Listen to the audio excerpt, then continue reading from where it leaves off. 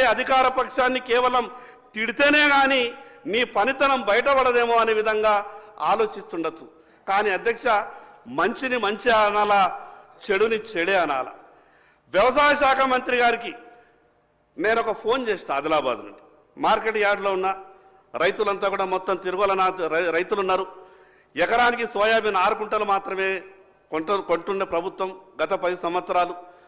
రైతుకు 10 కుంటలు 12 కుంటలు ఎకరానికి పడ్డది. మేము మిగతా ధాన్యం ఎక్కడ అమ్ముకోవాలా, మిగతా సోయాబీన్ ఎక్కడ అమ్ముకోవాలనంటే గతంలో పెద్దలు తుమ్మల నాగేశ్వరరావు గారికి నాకు పాత పరిచయం ఉన్న కారణంగా నేను చనువు తీసుకొని మార్కెట్ యార్డ్ నుంచి ఒక ఫోన్ చేసిన.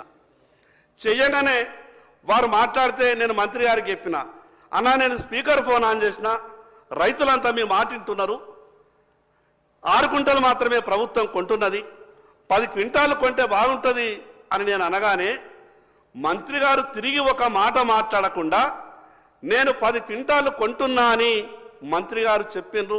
రెండవ రోజే ఆర్డర్ ఇచ్చిండ్రు. నేను ఆ విషయాన్ని రైతులకు చెప్పిన తర్వాత 3వ రోజు హైదరాబాద్ నాకు మిగతా పనేం లేకుండా అధ్యక్ష, నేను ఆదిలాబాద్ నుండి షాలు తర్వాత పూలమాల తీసుకొని మంత్రి గారి దగ్గరికి వెళ్ళి పూలమాల వేసి షాల్తో సత్కరించి ప్రజల తరపున రైతుల తరపున ధన్యవాదాలు అని చెప్పిన. నేను ఎందుకు ఈ మాట చెప్తున్నానంటే, మీరు మంచి చేస్తే మంచి అని చెప్తాము, లేదా మీరు ప్రజలకు ఇచ్చినటువంటి మాటని నిలుపుకోకుంటే అది నిలుపుకుంటలేరు, ఇది తప్పే అని మాట్లాడతాం. కానీ మీరు మంచి చేసిన మాటలకు మేము మంచి అని అంటే మీరు సంతోషపడి మీరు చెయ్యనటువంటి లేదా పూర్తి చేయనటువంటి హామీలను మీరు ఇంకా చేస్తలేరు. ఎన్నికలలో మీరు మాట ఇచ్చింది కదా అంటే లేదు లేదు కేంద్రం ఏం చేస్తున్నదనే విధంగా ఎదురుదాడి చేస్తే మాకు ఇంకో మార్గం ఏం లేదు అధ్యక్ష. అధ్యక్ష, ఈరోజు నరేంద్ర మోడీ గారు కేంద్ర ప్రభుత్వం గతంలో ఏ ప్రభుత్వం కూడా ఇంత గొప్పగా ఆలోచించలేదు. ఈ రాష్ట్రంలో 1,20,00,000 పత్తి, తెలంగాణ రాష్ట్రంలో ఇప్పటి వరకు 1,20,00,000 పత్తి. ఈరోజు పత్తికి మార్కెట్లో ధర లేదు. సిసిఐ అనే సంస్థ కొనకుంటే ఈరోజు లక్షల మంది రైతులు చాలా ఇబ్బందులలో ఉంటుండే. కేంద్ర ప్రభుత్వం రాష్ట్ర ప్రభుత్వంతో కోఆర్డినేషన్ చేసుకొని ఈరోజు సిసిఐ వేల కోట్ల రూపాయలు పెట్టి ఇప్పటికే 1,20,00,000 క్వింటాళ్ల పత్తిని 9,000 కోట్ల రూపాయలు ఖర్చు పెట్టి ఈరోజు కేంద్ర ప్రభుత్వం కొన్నది. దాంట్లో రాష్ట్ర ప్రభుత్వం ₹1 లేదు అధ్యక్ష. పూర్తిగా కేంద్ర ప్రభుత్వం సహకారం అందిస్తున్న విషయం మాత్రమే చెప్పదలుచుకున్న అధ్యక్ష. మరి అదేవిధంగా అధ్యక్ష, సోయాబీన్ మంత్రి గారు ఒక మాట అన్నారు, ఇది మొత్తం అంతా కూడా రాష్ట్రమే కొంటున్నాయంటే అన్న, రాష్ట్రం కొట్టలేదు. 85,508 మెట్రిక్ టన్నులకు కేంద్ర ప్రభుత్వం మీకు అనుమతి ఇచ్చింది. కేంద్ర ప్రభుత్వం కొంటానని చెప్పింది. 8,50,000 క్వింటాలు కేంద్ర ప్రభుత్వమే కొంటున్నది. మీకేమి భారం లేదు, మీరు కొనాలి అని చెప్పినా ఇది కూడా కేంద్ర ప్రభుత్వమే కొంటున్నది అధ్యక్ష. అధ్యక్ష, PMKSYలో వేల కోట్ల రూపాయలు టంచనగా ఈరోజు రైతు ఖాతాల్లో కేంద్ర ప్రభుత్వం వేస్తా ఉన్నది. ఈరోజు గ్రామాలలో ఒక చర్చ ఉన్నది, నరేంద్ర మోడీ గారు పైసలు వచ్చినాయి, రాష్ట్ర ప్రభుత్వం తెలంగాణ పైసలు రాలేదంటారు. కేంద్ర ప్రభుత్వం నరేంద్ర మోడీ గారు రైతులకు ఏం చేయకుంటేనే గ్రామాలలో చర్చ ఉంటుంది అధ్యక్ష. ఈరోజు ఏ ఊరికి వెళ్ళినా మాట్లాడుతూ ఉన్నారు, మోడీ గారి పైసలు వచ్చినాయి, మోడీ గారి పైసలు వచ్చినాయి, ఇంకా ఈ గవర్నమెంట్ పైసలు వస్తలేవని రైతులు మాట్లాడుతూ ఉన్నారు.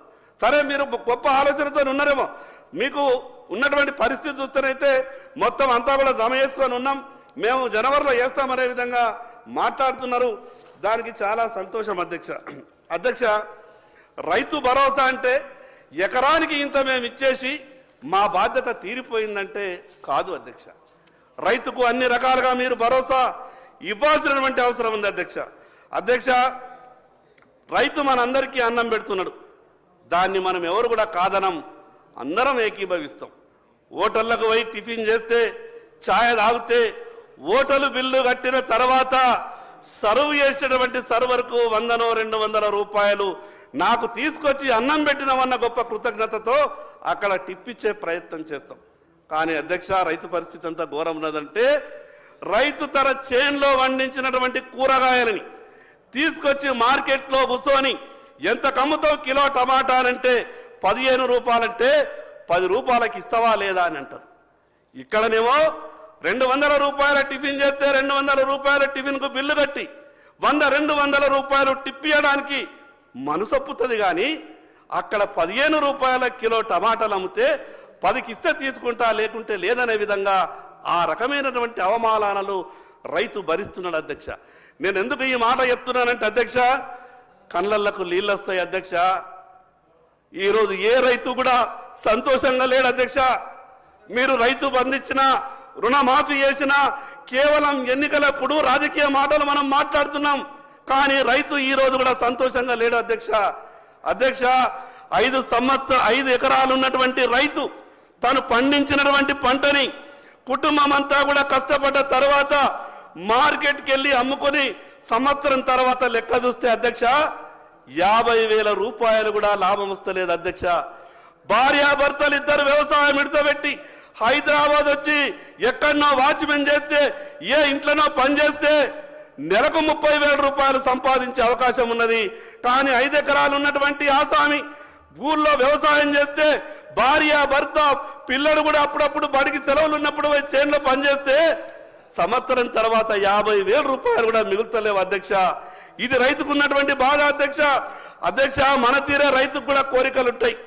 నా పిల్లలు కూడా కార్పొరేట్ స్కూళ్ళల్లో చదవాలనుకుంటాడు, నా పిల్లలు కూడా కార్పొరేట్ కాలేజీల్లో చదవాలనుకుంటాడు, నా ఇంట్లో వాళ్ళకు కూడా కార్పొరేట్ ఆసుపత్రులలో వైద్యం చేయించాలనుకుంటాడు అధ్యక్ష.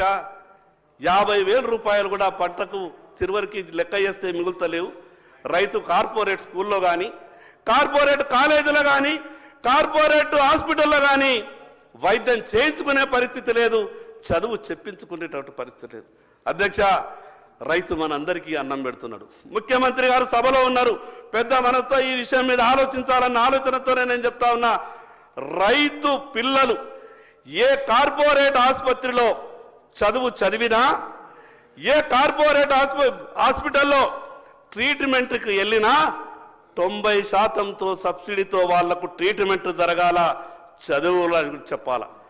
ప్రభుత్వం తరపున ఒక మాట వస్తుంది, లేదు ఏ కార్పొరేట్ ఆసుపత్రిలో చదివినా మేము ఫీజు రియంబర్స్మెంట్ ఇస్తున్నాం కదా, ఏ కార్పొరేట్ హాస్పిటల్కి వెళ్ళినా ట్రీట్మెంట్ కొరకు మేము రాజీవ్ ఆరోగ్యశ్రీ ఉన్నది కదా అని ప్రభుత్వం మాట్లాడవచ్చు. అధ్యక్ష, నేను ప్రభుత్వానికి మీ ద్వారా ఒక విజ్ఞప్తి చేస్తా ఉన్నా.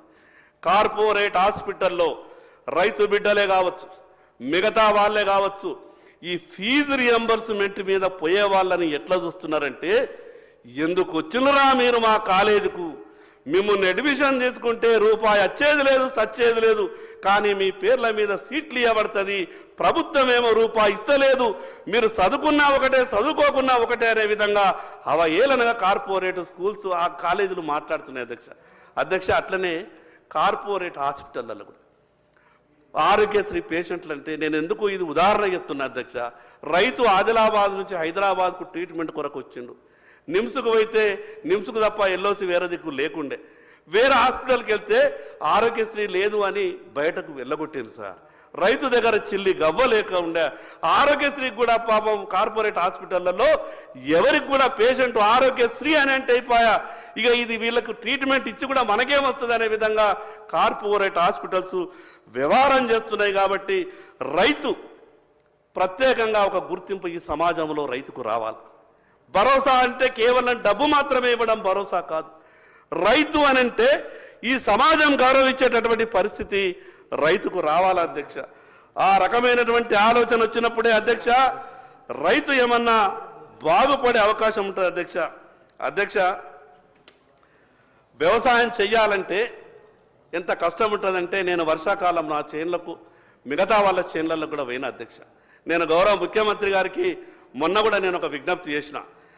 మన గ్రామీణ ప్రాంతం నుంచి వచ్చినటువంటి వాళ్ళే దాదాపు 95-96% శాసనసభ్యులు ఉన్నారు. సార్, వర్షాకాలం వ్యవసాయం చేయడానికి చేన్లకు పోవాలంటే రోడ్లు ఉండయి సార్, ఎరువులని నెత్తి మీద ఎత్తుకొని పోతే కానీ, ట్రాక్టర్తోని కానీ ఆటోలు కానీ 4 ఎరువుల బస్తాలు వేసుకొని వ్యవసాయం చేయడానికి చేన్లకు తీసుకుపోతామనంటే పోలేనటువంటి పరిస్థితుల్లో ఉంటాయి. కాబట్టి నేను మీ ద్వారా గౌరవ ముఖ్యమంత్రి గారికి విజ్ఞప్తి చేస్తా ఉన్నా, వచ్చేటటువంటి బడ్జెట్లో కానీ వ్యవసాయ పొలాలకు వ్యవసాయ చేన్లకు రోడ్లు అనే విధంగా మీరు ఈ కార్యక్రమాన్ని తీసుకురండి. రైతులంతా కూడా సంతోషపడతారు. వర్షాకాలం వాళ్లకు చేన్లకు పోవాలనంటే విపరీతమైనటువంటి కష్టం ఉంటుంది. ఎంత బురద ఉంటుందంటే ఎడ్లు దిగబడతాయి, బండి దిగబడుతుంది. ఎవరినైనా చేన్లకు పనికి పిలిస్తే కూడా ఎవరు రారు.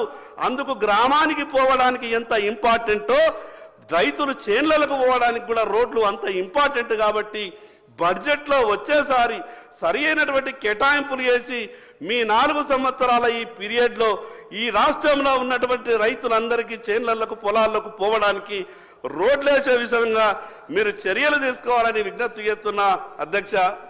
పెద్ద పెద్ద కంపెనీలు ఏ లోన్ తీసుకున్నా కూడా కొలాటరల్ గ్యారంటీ లేకుండా వాళ్ళకు లోన్ ఇస్తారు. వ్యవసాయం చేసుకునే రైతులకు కూడా తన సొంత ఇల్లు కట్టుకోవాలని కోరుకుంటుంది. ఈ గడిచిన 10 సంవత్సరాలలో ఏ రైతు ఇల్లు కట్టుకుందామన్నా కూడా ప్రభుత్వం ఇల్లు ఇవ్వలేదు.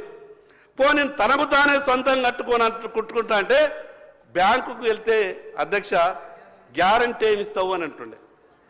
రైతు దగ్గర ఏముంటుంది అధ్యక్ష? తను చేసుకుంటున్నటువంటి పొలం ఉంటుంది, చేను ఉంటుంది. కానీ బ్యాంకులు ఏమంటాయి?